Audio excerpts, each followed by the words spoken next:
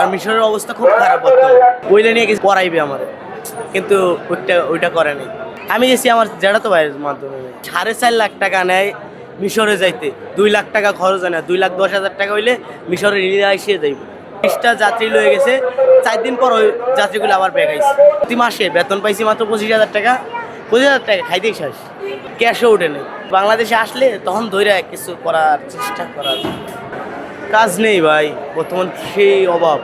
মিশরে মনে করেন যে একবেলা কাজ থাকে, 2 বেলা কাজ থাকে না, বেতন কম, মাস শেষে মনে করেন বেতন কাটতে কুটে সব রেখে দেয়, চলা যায় না, মাস শেষে নিজেরই টাকা থাকে না, সে কারণে চলে আসছি। 2 বছর গেছি 3.5 লাখ টাকা দিয়া থাকছি 2 বছর, ওই ক্যাশও ওঠে নেই, আর নিজের টাকা খরচ হয়েছে আরও বেশি। দালাল বলছে মাস শেষে তোমার প্রতি মাসে 70,000 টাকা বেতন পাবা। বেতন পাওয়ার পর মনে করো তুমি বাড়িতে পাঠাইলে 30,000 40,000 টাকা বাড়াইতে পারবা, এই কথা বলছে, কিন্তু হয় না এটা। প্রতি মাসে বেতন পাইছি মাত্র 25,000 টাকা, 25,000 টাকা খাইতেই শেষ। গেছিলাম ট্যুরিস্ট বিষয়ে, গেছিলাম ওইটা নিয়ে কিছু পড়াইবে আমার, কিন্তু ওইটা করে নাই। নিয়ে যায় ওই গার্মেন্টসে কাজ করছে, ওই বেতন পোষায় না, পরে আয় বললাম এখন করার কিচ্ছু নাই। বাবা মা যখন আসে, বাবা মা একটা খুলে দিবেই না, আল্লাহ একটা না একটা খুলে দিবে না, দেখি কী করা যায়, সামনে ইনশাল্লাহ করার চেষ্টা করি। জানি না ভাই, আমি না আরও অনেক মানুষের সাথে এরকম করছে দালাল। আর মনে করেন যে মিশরে আপনার যে দালাল আমারই লয়ে গেছে, সে দালালেরই মনে করেন 20টা যাত্রী লয়ে গেছে, 4 দিন পর ওই যাত্রীগুলো আবার ব্যাক আইছে। আর মিশরের অবস্থা খুব খারাপ বর্তমানে, সে কারণে আজকে এই অবস্থা। অনেক আছে কিন্তু আমি তত জানি না। তো আমি তো গেছি কয়েকদিন আগে গেছি, আমি গেছি আমার জেঠাতো ভাইয়ের মাধ্যমে। জেঠাতো ভাই আমার দালাল বলে কথা না, দালাল তো এটাই করে, কারণ আর কি বলছি, যা করছে জীবনে, যা করছে হয়েছে, সামনে কিছু করার চেষ্টা করবো ইনশাল্লাহ। ভাই কালকে বললো টাকা দিছে, আমি টাকা দিছি 53,000 টাকা। ভাই 53,000 টাকা দিয়ে হবে না, আরও টাকা লাগবে।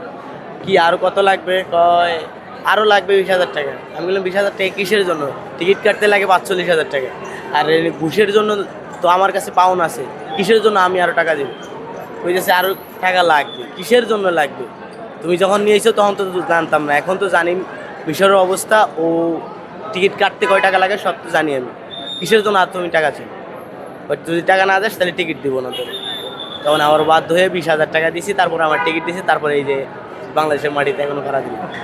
যা করছি অনেক টাকা ব্যাংকে ফেলাইছি বাপের, 3.5 লাখ টাকা দিছে, একবার মোটান টাকা 3.5 লাখ টাকা দিছে, ওই টাকা তো তুলতেই পারি নাই। আরও আইলাম, আরও 50,000 টাকা নিছি, কত 4 লাখ টাকা হয়ে গেছে, আরও 2 লাখ টাকা এই দিক দিয়ে ভাঙছি, 6 লাখ টাকা হয়ে গেছে। কেমনি কী করবো বুঝতেছি না ভাই। ভাই এখন মিশরে আছে, তো বাংলাদেশে আসলে তখন ধৈর্য কিছু করার চেষ্টা করার। 4.5 লাখ টাকা নেয় মিশরে যাইতে, 2 লাখ টাকা খরচ হয় না, 2,10,000 টাকা হইলে মিশরে নিয়ে এসে যাইব। আর ওন থেকে 4.5 লাখ টাকা নেয় কিসের জন্য? মিথ্যা কথা কয় কি জানেন? তোমার মাস শেষে 70,000 টাকা তোমার প্রতি মাসে থাকবো। মিথ্যা কথা কিসের জন্য করার দরকার? 30,000 টাকা থাকে না লাশে মাস শেষে, আর কয় 70,000 টাকা থাকবো। 40,000 টাকা কি পায় ওর পকেট থেকে দিব?